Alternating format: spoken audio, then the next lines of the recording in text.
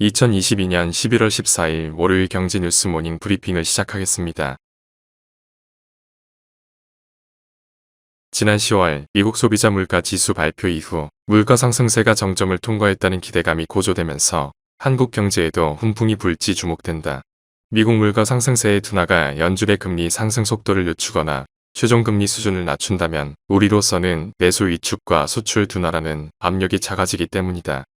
하지만 미국 금리 인상 경로가 여전히 불확실하고 유럽 경제 침체 등 경기 하방 요인이 상존하고 있어서 한숨을 돌리기에는 아직 시기상조라는 분석에 더 힘이 실리는 모습이다. 미국의 통화 정책 외에 경기 하방 요인이 상존하다는 점도 부담이다. 유럽의 경기 침체 우려가 대표적이다. 중국이 제로 코로나 정책 등으로 경기 둔화가 지속될 가능성이 크다는 점도 대외 의존도가 높은 한국 경제의 악재 요인이다. 다음 뉴스.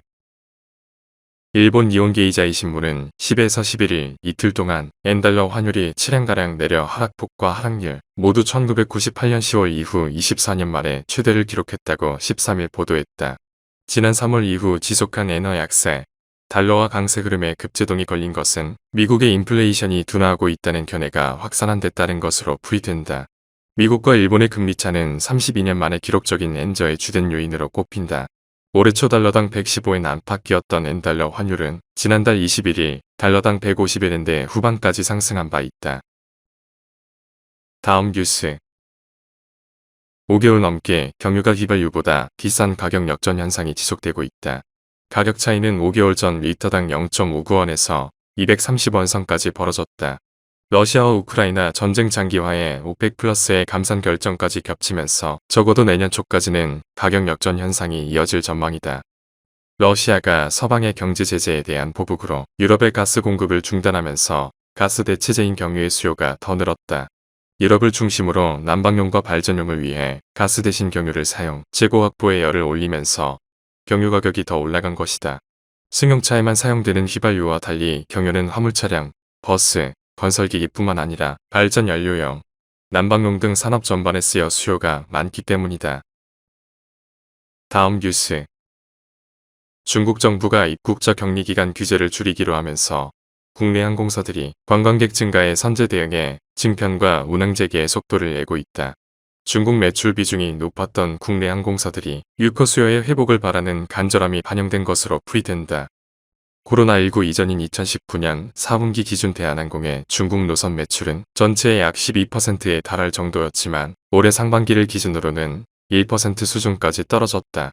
항공업계에서는 중국의 입국자 격리기간 등 규제가 지금보다 더 완화돼야 본격적인 관광객 증가로 이어질 것으로 보고 있다. 다음 뉴스. 한때 세계 2위까지 오르며 명성을 날렸던 미국의 가상화폐 거래소 FTX가 순식간에 붕괴됐다. 국내외 투자자들의 손실도 문제지만 2008년 리먼 브러더스의 파산이 글로벌 금융위기로 이어졌듯 전통 금융시장에도 적지 않은 타격을 가할 것이란 우려가 커지고 있다. 회사 부채만 최대 66조 원에 이르는 것으로 파악돼 가상화폐 업계 역사상으로도 최악의 사례가 될 전망이다. FTX의 파산은 전통 금융시장에도 적잖은 영향을 미칠 전망이다. 가장 우려되는 것은 스테이블 코인 붕괴다. 테더, USDC 등이 5월만큼은 아니지만 다시 1달러를 하회 중이다. 테더가 보유하고 있는 준비금 680억 달러 중 미국 국채가 397억 달러로 보유 준비금 매도 시에는 전통금융에까지 충격이 이어질 수 있다. 다음 뉴스. 이달 들어 달러 대비 원화 절상률이 주요 9개 통화 중 가장 높은 것으로 나타났다.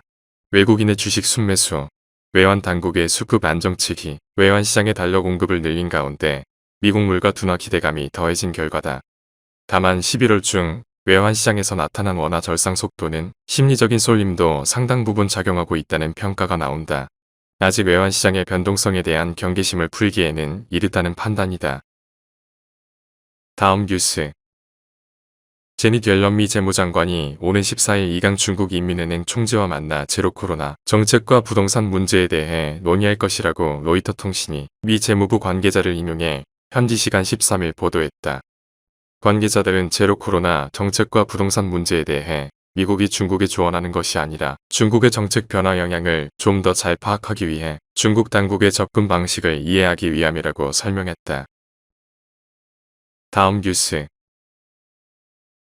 하나은행이 고시한 11월 11일 오후 11시 58분 원달러 환율은 1319원입니다. 시청해주셔서 감사합니다. 더 좋은 영상을 위해 구독, 좋아요 부탁드립니다.